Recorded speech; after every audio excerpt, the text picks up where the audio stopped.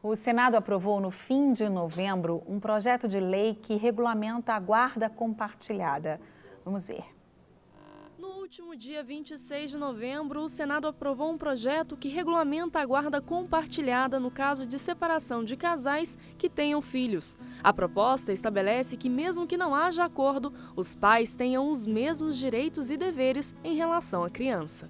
Eu acho que os filhos são beneficiados porque eles podem passar tempo tanto com o pai, com a mãe, podem conhecer tanto o pai como a mãe, mesmo sem que eles possam estar juntos, né? Porque o filho não tem nada a ver, sim, com esse relacionamento do pai e da mãe. Ele tem o direito de partilhar da companhia dos dois. Eu acho que é uma parte prejudicial para os filhos, pois acaba que ao futuro eles podem ter um tipo de desenvoltura inferior àquilo que eles queriam, né? Porque o pai e a mãe junto de um lar é bem interessante, né?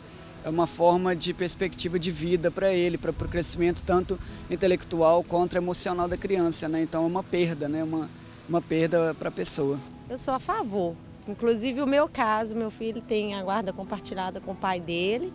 Então assim, a criança precisa ter contato com os dois, né? Para ter uma educação melhor e participar da vida social dos dois, porque a criança vai continuar sendo filho dos dois. Não é difícil encontrarmos pessoas que, mesmo antes da lei, chegaram à conclusão que, quando o assunto é o bem-estar do filho, rixas e rivalidades devem ser postas de lado. Eu acho que a guarda compartilhada, ela traz um equilíbrio grande para a criança. Quando ela é de fato compartilhada, com amor, com confiança entre os pais, com amizade. Brenda se separou quando o filho ainda era um bebê. Hoje, ela reconhece os benefícios de dividir a guarda de Francesco com o ex-marido. A gente conseguiu estabelecer esse equilíbrio de convivência em que o Francesco fica 3 dias na semana comigo, fica com ele 3 dias e eu acho que tanto para o Francesco ter uma convivência com o lado da família do pai, com os irmãos que ele tem do lado de lá, com as irmãs que ele tem daqui, traz para ele uma vivência rica, porque ele tem 2 ambientes, 2 origens familiares diferentes, culturalmente isso é importante para ele e, além de tudo, traz a base emocional que eu acho que toda criança precisa ter. A ideia de separação dos pais também não é algo presente na criação dos filhos de Luísa. Mãe de 2 meninos, ela e o companheiro decidiram em comum acordo que o melhor para as crianças era manter a imagem de pai e mãe presente na vida dos pequenos, mesmo depois do divórcio. Foi uma decisão que foi entre eu e ele, de comum acordo mesmo. O juiz a gente levou só porque tem que ser levado mesmo, mas a questão de dias, fins de semana, datas especiais, tudo decidido entre eu e ele mesmo. E a gente se dá super bem, somos amigos, na verdade, né? Visando sempre os meninos, então é bem tranquilo. Filha de pais separados, a empresária soube lidar bem com a questão da separação e transmite isso aos filhos. Eles aceitaram bem tranquilo, mas é porque a gente conversa muito, né? A gente não mente, a gente senta, a gente conversa mesmo com o mais velho, na verdade. E a gente deixa tudo bem claro para eles, que é o melhor para os dois. Entendi. É aquela questão, né? Marido e mulher se separam, pai e mãe... Pai e mãe não.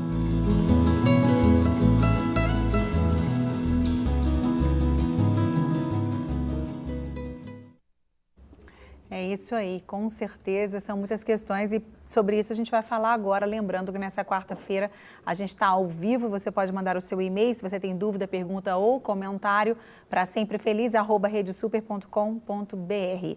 E para falar mais sobre esse assunto, eu recebo a advogada Luciana Mansur e a psicóloga Iracema Lara Lima. Nós queremos ver os 2 aspectos dessa nova lei. O aspecto legal, é óbvio, né, da lei, o que implica, quais foram as mudanças e também o aspecto psicológico. No que isso pode acarretar positiva ou negativamente aí na vida tanto dos pais quanto dos filhos. A gente vai conversar agora e muito obrigada por terem vindo, meninas. Nós que te agradecemos. Isso, que bom. Bom, eu queria começar com a doutora Luciana para saber o que mudou na lei. Luciana, como era antes e agora? Porque parece que antes não era obrigatória, não é? É verdade. O que o código vigente ele nos apresenta? Ele nos dá 2 tipos de guarda, a unilateral e a compartilhada. 95% a 99% hoje dos juízes determinam a unilateral. O que seria a unilateral? A criança fica com um dos genitores e o outro genitor teria direito a visitas programadas, a lei estabelece 15 em 15 dias, fins de semanas alternados, né? Dias festivos alternados, que seria o que a lei regulamenta. E a guarda compartilhada, que seria divisão igualitária dos direitos, das responsabilidades, do tempo com a criança. E eu quero deixar assim, bem, porque as pessoas às vezes confundem a guarda alternada com a guarda compartilhada. Então, e o que seria uma guarda alternada? Eu estabeleço 3 dias com a mãe, 3 dias com o pai, como aquela senhora falou, e isso é uma guarda alternada. E esse tipo de guarda, ele não é a guarda compartilhada, que seria o propósito real. Porque o propósito real não é você ter 2 lugares fixos para a criança, a casa da mãe e a casa do pai. Isso divide o local onde a criança deveria estar, um local de moradia, que ali ela teria toda a assistência, mas o pai compartilharia com a mãe o tempo daquela criança. Isso seria a guarda compartilhada. Não seria 3 dias com o pai, onde ela vai para a casa do pai de malinha. E vai 3 dias para a casa da mãe de malinha. Onde realmente é a casa dessa criança? Essa é a guarda alternada. E vamos só, antes de você continuar, então passar a pergunta aqui para a Iracema. Iracema, isso faz diferença na vida da criança, por exemplo, ela ter um ninho, aqui é minha casa, eu tenho meu quarto, etc. Posso até ir fim de semana para casa de alguém, do meu pai, etc. Mas a minha casa é aqui. Faz alguma diferença ou ela ter uma casa aqui, outra casa lá, sair com a malinha, voltar com a malinha? Eu sei que 3 dias eu estou lá, minha casa é lá, e outros 4 dias minha casa é aqui. O que acarreta isso no emocional da criança? Acarreta uma confusão assim imensa na cabeça da criança, porque ela vai ter 2 referências, são 2 casas, são 2 culturas diferentes. Então, realmente, né, como a doutora falou, existe essa diferença.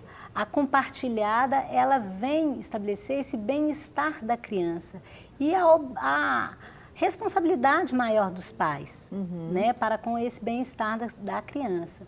Então, ali os pais vão ter que estar harmônicos e no mesmo foco, que é a dificuldade hoje. É verdade. Né? Então, a preocupação hoje é exatamente estabelecer, junto com os operadores de direito, um conhecimento maior em relação a isso.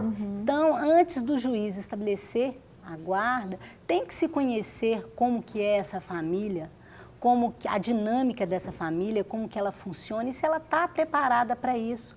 Principalmente os pais, porque os pais se separam, mas os filhos não. Os filhos são ali eternamente. Né? Não existe ex-filhos, existe ex-esposa, né? Ex-marido. Agora, ex-pai e ex-mãe não existe.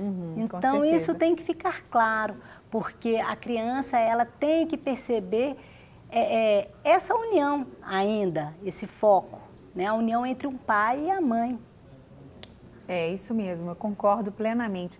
Doutora Luciana, o que mudou agora na lei? Essa questão dessa obrigatoriedade da guarda compartilhada. É o tempo, as responsabilidades são as mesmas? Como funciona essa nova lei? Sim, com a guarda compartilhada não existe mais a questão de falar o filho fica com a mãe e ela vai escolher todas as coisas. Desculpa que Gustavo me colocou no ar, porque tem um povo conversando ali atrás e eu estou pedindo para eles ficarem em silêncio. Desculpa, doutora Luciana, pode continuar. Com a guarda compartilhada, Márcia, as decisões elas serão tomadas em conjunto. A mãe não pode mais escolher o dia que o pai vai visitar, onde o pai vai visitar, ou vice-versa. O pai não pode escolher, a mãe vai visitar no tal dia, ou a mãe o pai vai escolher tudo que a criança... Não. A guarda compartilhada, eles têm responsabilidades compartilhadas. A mãe leva na aula, o pai busca na aula. Ou a mãe almoça com ele um dia, o pai almoça no outro. Então, essas questões do dia a dia da criança vão ser para o pai e para a mãe. Não tem nenhum privilégio de um ou outro. Então, isso a nova lei colocou como obrigatoriedade. Mas existem casos em que não pode ser aplicado. Né? É isso que eu quero saber, porque existem casos em que o pai, por exemplo, na maioria das vezes, infelizmente, é o pai, ele não quer até. Sim, ele não quer caso... participar da vida do filho, ele não quer ser pai. E aí, obrigar isso, por um lado, a gente pensa, né? O filho tem direito, sim, ele tem direito. Mas isso vai ser positivo para esse filho? Estar com um pai que não o quer, digamos assim, e o filho vai sentir que o pai está com ele por obrigação? Como é que funciona isso, Iracema, na cabeça dessa criança? Realmente não é bom para a criança, né? Agora, a criança também hoje, o judiciário, o juiz, ele ouve muitas vezes a criança. E por isso que eu falo novamente que os operadores aí de direito têm que estar atentos a isso. Tem que haver um acompanhamento, né? Exatamente para escolher ali o melhor para a criança, saber se essa guarda está ideal ou se não está ideal. Mas então, às vezes a criança ela não tem ainda uma idade de poder ser ouvida, né? Quando a criança é pequena, ela realmente não pode ser ouvida. Não deve ser, eles não levam tanto em consideração. Existe todo um trabalho da psicologia com a criança, através de desenhos, através de técnicas, que se descobre facilmente o que ela sente quando está com um dos dois, né? Com os dois, quando está com a mãe, quando está com o pai. E ali, realmente, os profissionais conseguem tirar da criança, mesmo bem pequenininha, através de técnicas já específicas que vocês têm, para entender um pouquinho a cabeça da criança, mas mesmo assim é um pouco complicado, principalmente se existem muitas questões atrás dessas leis todas, né? Como a gente viu ali, todos os casos que a gente viu na nossa matéria são casos positivos de pessoas que convivem bem, de casais, ex-casais que se dão bem, que são amigos, que têm diálogo, que privilegiam e priorizam o bem-estar dos seus filhos. Mas, infelizmente, a gente sabe que não é assim. Muitos casais usam a criança para poder se vingar um do outro. A criança vira um jogo na mão deles. Gente, é complicado, né? E aí? É exatamente isso. Isso nós chamamos até, né, de alienação parental. Né? Que é um cuidado que deve se ter para não acontecer. Eu me lembro que a Luciana foi falar sobre isso aqui no programa. Parental, exatamente. Foi. Então, a criança, ela dá para perceber não só nesses testes, mas também principalmente pelo comportamento. Então, quando a criança está sendo acompanhada por um psicólogo, ou mesmo ali o outro, né, o outro genitor percebe uma mudança, tem que procurar isso e, né, verificar realmente o que está acontecendo e buscar uma nova alternativa, porque a obrigatoriedade aí, ela pode ser também ruim. Ela vai fazer com que a criança, ela vai transmitir também uma nova afetividade. E nós temos que perceber que os filhos de hoje serão pais no futuro.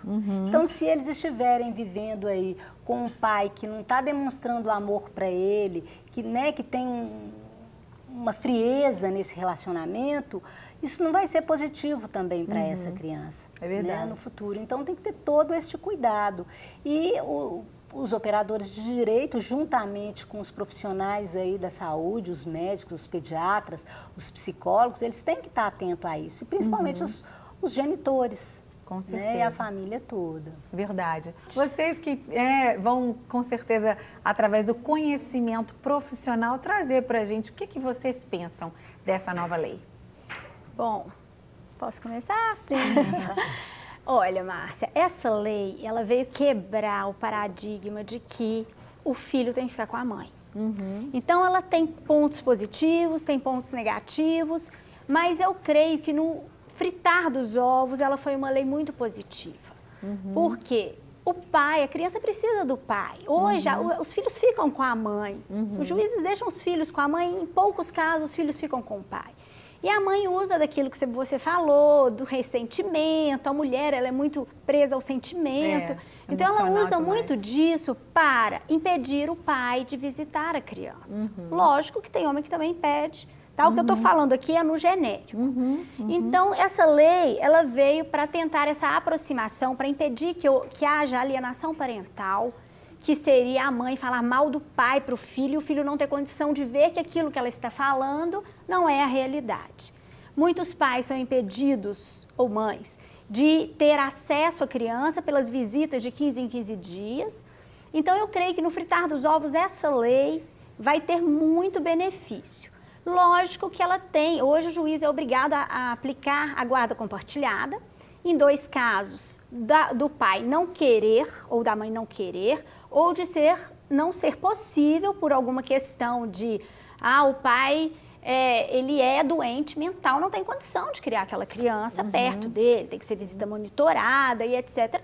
Essas questões, caso a caso, vão ser analisadas, mas vai pegar muita questão de que a mãe separa do pai por sentimentos pessoais, que essa lei vai fazer com que a criança tenha acesso ao pai. Ela precisa do pai. O pai, na realidade, é a lei.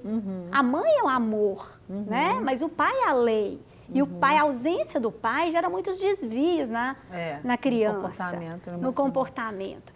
Então, no frigir dos ovos, eu creio que essa lei veio para trazer um benefício às crianças, porque é óbvio que tem que ser visto caso a caso, pelo melhor interesse da criança, né? Tem que ter o acompanhamento que ela estava falando aqui, né?